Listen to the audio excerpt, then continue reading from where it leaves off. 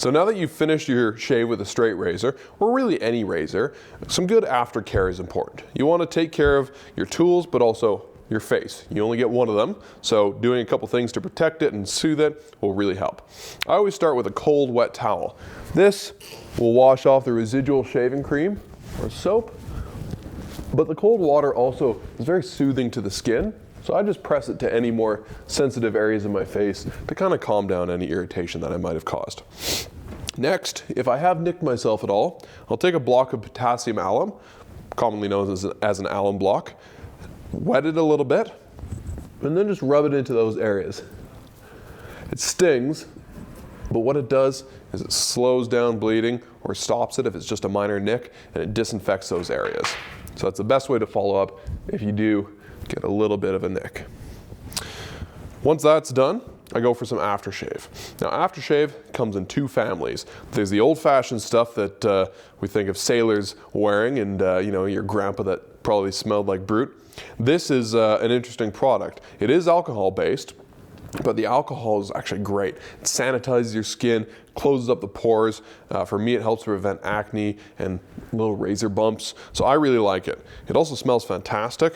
I'm a big fan of Windsor from DR Harris, so just a few splashes of that, applied liberally anywhere that you shave. It really cleans up your skin, and it reminds you if you've done a bad job so you can do better next time. The other kind of aftershave is a little more common these days. This is good for sensitive skin, which honestly most men have. It's moisturizing, and it really kind of treats any problems that you might have after the shave. I find it great in the cold Alberta winters, but in general, most people need to do a bit of moisturizing after they shave. There's a lot of lavender oil in this particular one, but most aftershave balms have some sort of an ingredient that helps to soothe irritation. So if you are the kind of person that's prone to some red irritation or soreness after the shave, you just take a little dab of that, spread it around. Again, apply it liberally to the more irritated parts of your face, and then just wherever else you've been shaving.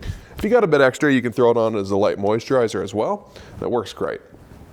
So now that my face is taken care of, you want to take care of your tools. So you'll take your shaving brush, you'll give this a really thorough rinse under cold water. Cold water is ideal because it flushes the shaving cream through the drain and doesn't allow it to clog up your pipes. Once it's rinsed out well, just give it a good wipe on a dry towel and hang it upside down in a stand to dry. By hanging it upside down, you're keeping water out of the handle so that it won't break down the knot or the fibers that build up the brush. Finally, your razor. Straight razors do require a bit of care. So after the shave, I always give the blade portion of the razor a really good rinse under the tap. Always be careful when you're rinsing under the tap because you can run the edge into it and potentially chip it. So just take your time. Once I've given it a good rinse, I take a dry cloth, I dry the razor thoroughly.